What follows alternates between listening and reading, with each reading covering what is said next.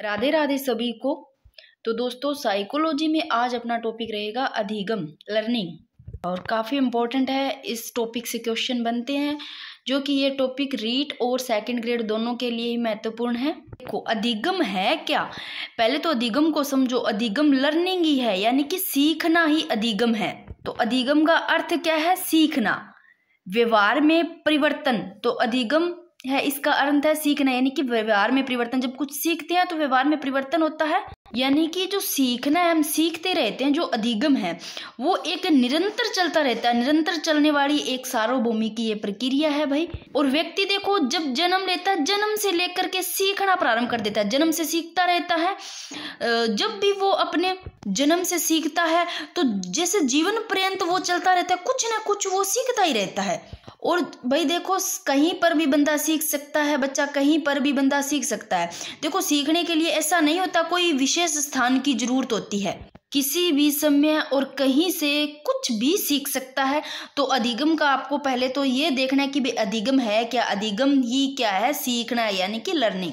जो सीखते हैं अपने, उसी को मनोवैज्ञानिक भाषा में अधिगम कहते हैं। अब देखो, जो अधिगम है ये जर्मन के लर्न शब्द से बना है, जिसको अंग्रेजी में लर्निंग कहते हैं, यानी कि लर्निंग, अधिगम या सीखना। जो अधिगम है, इस अधिगम से अभिप्राय है अभ्यास या अनुभवों के द्वारा। जब वो अभ्यास करता है, अनुभव होता है, अनुभवों के द्वारा व्यवहार में जो परिवर्तन लाने की प्रक्रिया है, उसी से ही है। एक लाइन में यहाँ लिख देती हूँ अच्छी सी, कि स्वाभाविक व्यवहार में होने वाले जो प्रगतिशील परिवर्तन है या फिर परिमार्जन, उसको अधिगम या सीखना कहते हैं। एक लाइन अच्छी सी लिख देती हूँ, ये लो। स्वाभाविक व्यवहार में होने वाला जो प्रगतिशील, जैसे जैसे प्रगति करता रहता है, प्रगतिशील जो परिवर्तन होता है या परिमार्जन, उसको अधिगम या सीखना कहते हैं।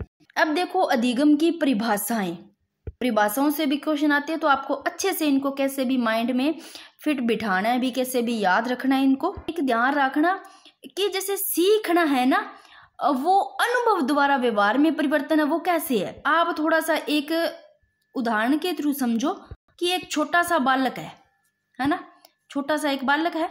वो पहली बार ना आग को देखकर उसको छू लेता है। जैसे ही वो बालक ना आग को छूता है और जल जाता है, इससे बालक को क्या हुआ? बालक को एक नया अनुभव प्राप्त हुआ, यानी कि कड़वा अनुभव प्राप्त हो गया। क्योंकि वो उसके बाद में जब भी उस आग को देखेगा, उसके पास जाएगा, तो वो उससे दूर रहेगा, मतलब दूर हट जाएगा। क्यों हट जाएगा? क्योंकि उस बालक ने पहले उस आग को छुआ था और जल गया था। तो वो पहले वाला जो पुराना अनुभव था, उस आग को न तो छूना सिखा देती है भाई। मतलब इस प्रकार से ऐसे हो सकता है। इस तरीके से सीखना अनुभव द्वारा व्यवहार में परिवर्तन है, मतलब चेंजिंग आ जाता है, वो फिर हाथ नहीं लगाएगा। तो अब इनकी परिभाषाएं देखते हैं।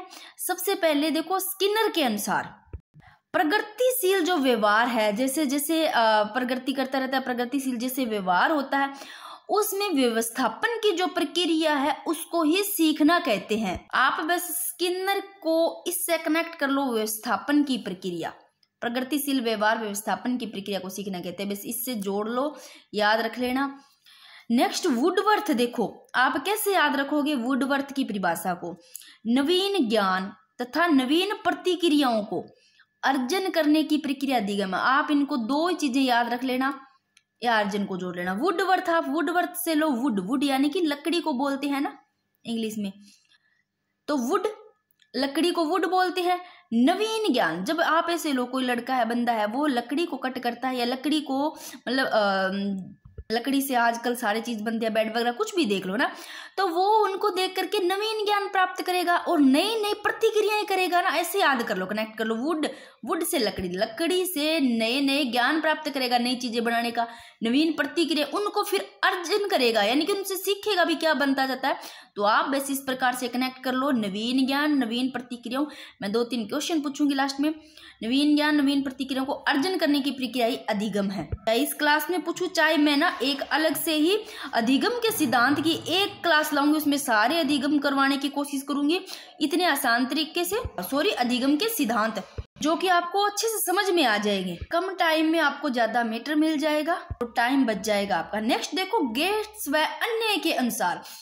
अब इनकी परिभाषा कैसे याद रखोगे? गेट्स व अन्य के अनुसार अनुभव तथा प्रशिक्षण के द्वारा व्यवहार में परिवर्तन ही अधिगम है। अब आप नवीन नया ज्ञान और नवीन प्रतिक्रियाओं को वुडवर्थ से जोड़ना है, स्किनर को आप व्यवस्थापन की प्रक्रिया से जोड़ना है। गेट्स के अनुसार आप ऐसे याद रखना, गेट्स व अन्य के अनुसार अनुभव तथा प्रशिक्षण के द्वारा व्यवहार में परिवर्तन। आप गेट से लो, एक गेट है ना, गेट है, यहाँ पर एक लड़का खड़ा है, बच्चा खड़ा है। पहले ये लड़का ऐसे सोच लो इस गेट को खोल रहा है, इसे खुल नहीं रहा है ना। फिर इसी ने ही कोई और बंदे को देखा गेट खोलते हुए, कैसे गेट खुलता है ना, गेट्स आप जैसे लो। अन्य बंदे को देखा गेट खोलते हुए, एक बच्चे ने गेट से गेट खोलते किसी अन्य बंदे को देखा, अन्य बंदे को देखा तो इसको समझ आ गई, इसको अनुभव हो गया भी कैसे खुलता है, अनुभव हो गया।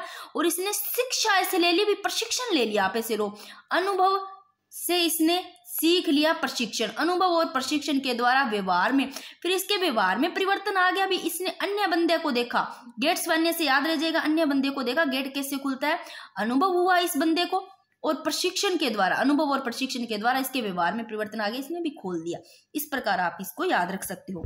नेक्स्ट हिलगार्ड के अनुसार देखो, नवीन परिस्थितियों में अपने आप को अनुकूलित करना है अधिगम। इसको कैसे याद रखोगे, देखो नई परिस्थितियां, आप ऐसे लो, एक बंदा है, उसके सामने जब नई सिचुएशन आ गई, मान लो है ना, नई परिस्थितियां आ गई, तो ये बंदा हिल जाएगा, बिल्कुल ऐसे घबरा जाएगा। तो बस आपको इतना रखना है, जब भी बंदा हिलेगा नवीन परिस्थितियों को, उसको अनुकूलित करना है। कैसे अनुकूलित करे, तो अपने आप को अनुकूलित करना ही अधिगम होगा। आप इस प्रकार से याद रख सकते हो। 4 परिभाषाएं शायद आपको याद हो गई होगी। नेक्स्ट, मर्फी के अनुसार आप इसको कैसे भी याद कर लो, अधिगम है वो व्यवहार एवं दृष्टिकोण दोनों का परिमार्जन है। व्यवहार और दृष्टिकोण दोनों को आप मर्फी से कर लो याद। नेक्स्ट क्वेश्चन, गिलफोर्ड, व्यवहार के कारण ही देखो व्यवहार में आया कोई भी परिवर्तन अधिगम है। आप ऐसे लो, गिल नाम का कोई लड़का है, फोर्ड बेचारा, फोर्ड से फोड़ दिया। क्या फोड़ दिया, कोई भी चीज, मान लो मटका ले लो, कुछ भी ले लो, कोई चीज फोड़ दी गिल ने, फोर्ड से फोड़ दी। तो भाई उसने जब फोड़ा उस मटके को, तो उसके कान के नीचे पड़े 2। जैसे ही कान के नीचे उसने फोड़ा वो मटका, जैसे कान के नीचे पड़े, कान के नीचे पड़ते वो हो गया बंदा सचेत। तो उसका जो व्यवहार था, पहले जो मटका फोड़ा था, बाद में नहीं फोड़ेगा, क्योंकि उसके कान के नीचे पड़ी है ना, गिल ने फोड़ा तो कान के नीचे पड़ी, तो कान के नीचे पड़ते जो उसका व्यवहार था, फोड़ने वाला गंदा व्यवहार था, उस व्यवहार में ही परिवर्तन आ गया। तो व्यवहार के कारण व्यवहार में आया कोई भी परिवर्तन अधिगम है, ये गिलफोर्ड का। आपको ये परिभाषा याद रखनी है, कैसे भी रखना। नेक्स्ट, विलियम वुडवर्थ के अनुसार है वो है सीखना विकास की प्रक्रिया है। आप इसमें ले लो, विलियम नाम ही है, तो विलियम नाम का कोई लड़का ले लो, वुडवर्थ, वुड से लकड़ी, फिर आ गया।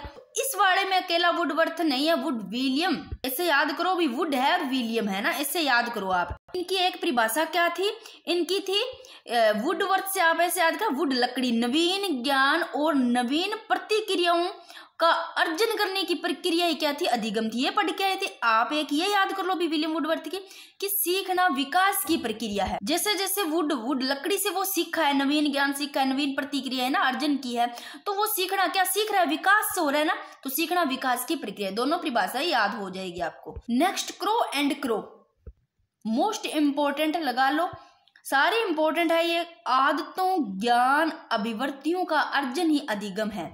आप इनको कैसे याद करोगे, क्रो एंड क्रो से लो, कौआ, क्रो आ रहा है ना, बाद में कौआ, क्रो का कौआ आ रहा है ना, जिन्हें बोलो कागलो। वो क्या होता है, ऐसे लो आदतों से मजबूर होता है ना। क्यों होता है, कहीं पर भी आपको रोटी मिल जाएगी या कहीं बर्तनों में वो ऐसे चोंच डालता रहेगा, रोटी उठा कर ले, आदत होती है, उसका आदतों से मजबूर होता है। कौन, क्रो एंड क्रो, कागला, कौआ। अब क्रो एंड क्रो, कागलो है भाई, वो आदतों मजबूर है। क्यों, क्योंकि उसको इतना ज्ञान नहीं है, आदतें उसको ज्ञान नहीं है कि ऐसा नहीं करना चाहिए, ज्ञान नहीं है ना, ये अभिवृत्तियों का अर्जन है। तीनों याद रख लो, आदतों, ज्ञान, अभिवृत्तियों का अर्जन आए वो अधिगम है, वो क्रो एंड क्रो का है। आदतों, ज्ञान, अभिवृत्तियों का अर्जन, तीनों याद रखना, क्रो एंड क्रो का। ठीक है। नेक्स्ट, रिल्ली तथा लेविस के अनुसार अभ्यास या अनुभूति, अभ्यास और अनुभूति याद रखो, अभ्यास और अनुभूति से व्यवहार में धारण योग्य परिवर्तन को सीखना कहा जाता है, रिल्ली तथा लेविस के अनुसार। अब यह ले लो, रिल्ली और लेविस है 2 जना, ये बार बार अभ्यास करेगा और अनुभूति से व्यवहार में धारण करेगा, वह योग्य परिवर्तन को सीखना कहा जाता है। इसे ले लेना, रिल्ली एंड लेविस, किससे भी कनेक्ट कर लेना भाई। नेक्स्ट, पील के अनुसार व्यक्ति में परिवर्तन ही अधिगम है। पैसे पील पैसे ही परिवर्तन है, व्यक्ति में परिवर्तन आ गया, चेंजिंग, वो अधिगम है। पैसे पील पैसे परिवर्तन जो वातावरण में परिवर्तन के अनुसरण में होता है। तो पील के अनुसार आप इसे याद कर सकते हो, व्यक्ति में परिवर्तन ही अधिगम है, जो वातावरण में, जैसा वातावरण उसमें परिवर्तन के अनुसरण में होता है।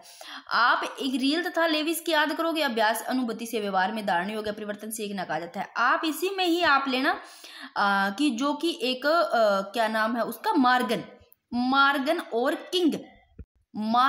किंग के अनुसार देखे ना, तो अभ्यास और अनुभूति इनके परिणाम स्वरूप व्यवहार में होने वाले अपेक्षाकृत जो स्थायी परिवर्तन होता है वो सीखना, वो ही उन मार्गन और किंग का है अधिगम। आप सभी को अधिगम की परिभाषाएं तो शायद याद रह गई होगी। नेक्स्ट, अधिगम को प्रभावित करने वाले कारक या तत्व। ज्यादा क्लासें नहीं करवाऊंगी, मतलब कम टाइम में कम क्लासों में आपको ये वाला टॉपिक कंप्लीट करवा दूंगी। अगर आप लोगों को अभी तक अधिगम के सिद्धांत समझ में नहीं आया इतने कहीं से पढ़ करके, तो आप लोग अधिगम के सिद्धांत की जो क्लास आएगी वो जरूर देखना, क्योंकि आप शायद कभी नहीं भूल पाओगे, इतने अच्छे तरीके से अधिगम के सिद्धांत की भी क्लास आ जाएगी।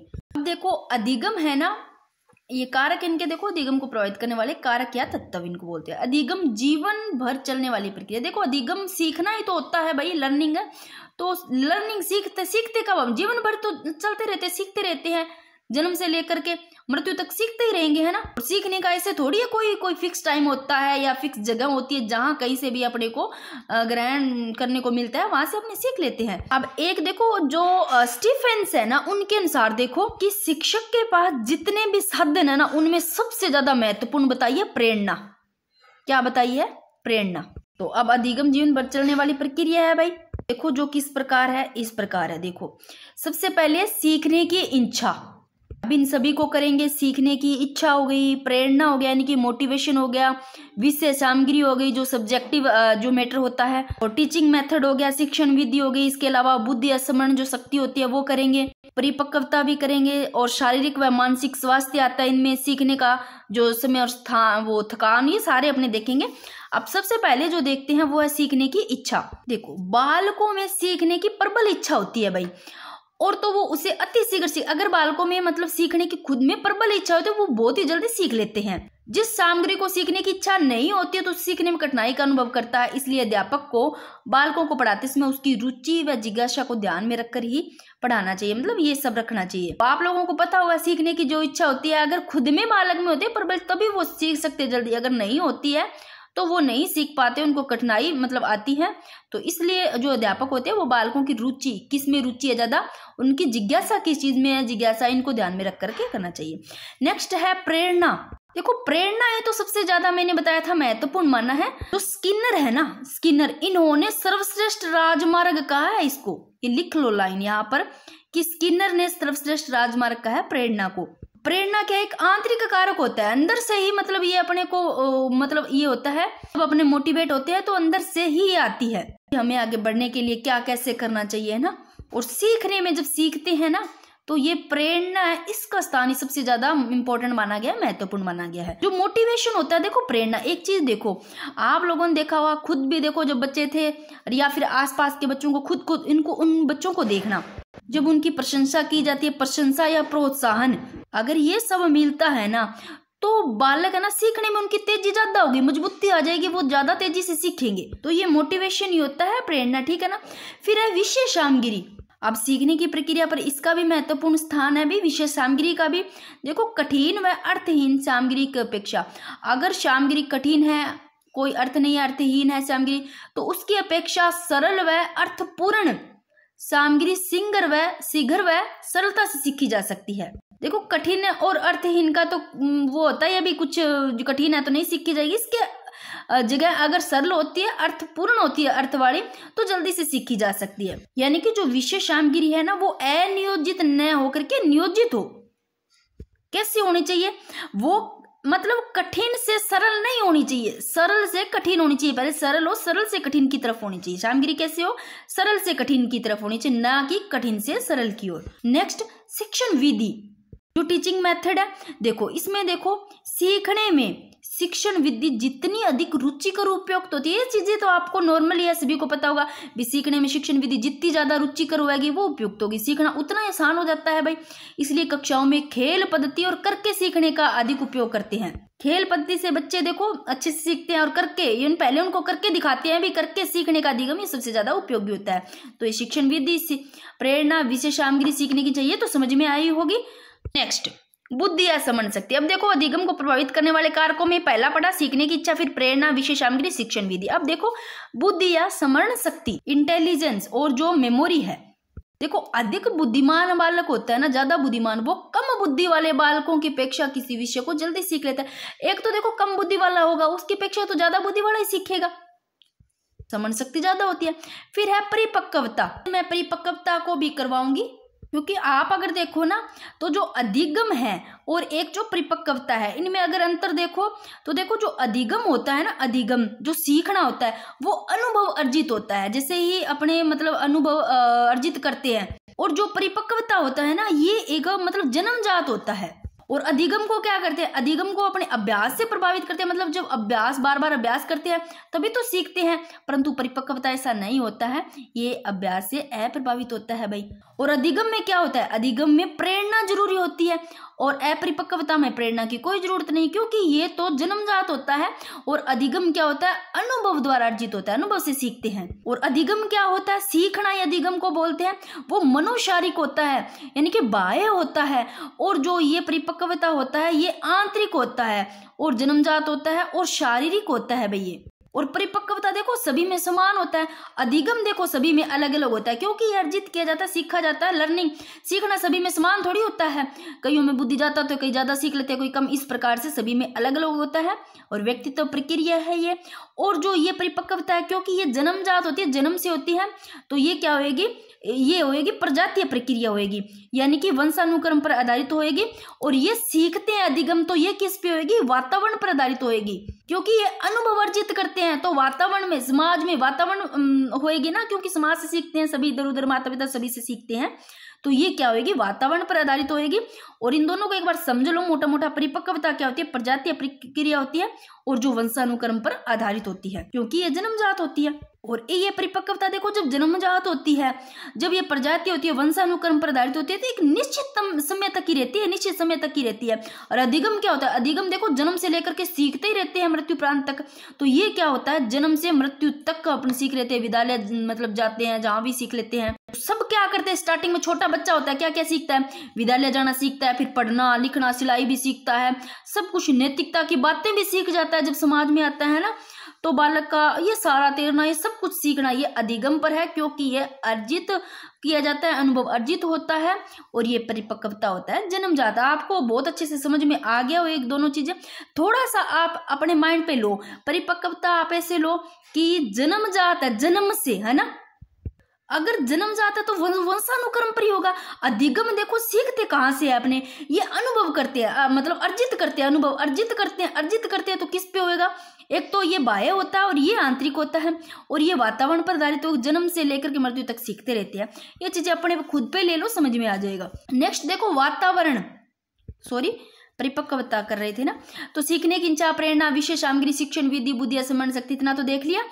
और परिपक्वता भी आपको समझ में आ गया, अधिगम और परिपक्वता दोनों में अंतर भी आपको शायद समझ में आ गया होगा। वास्तव में देखें तो जो परिपक्वता है और जो अधिगम है इनका अंतर संबंध है, और ये क्वेश्चन इंपॉर्टेंट है इस प्रकार से कि अंतर संबंध है, ये आ भी सकता है। अब देखो परिपक्वता जो मैच्योरिटी होती है, गैसेल ने जीवन चक्र के जीवाणु के समूचे प्रभाव को परिपक्वता कहा है भाई।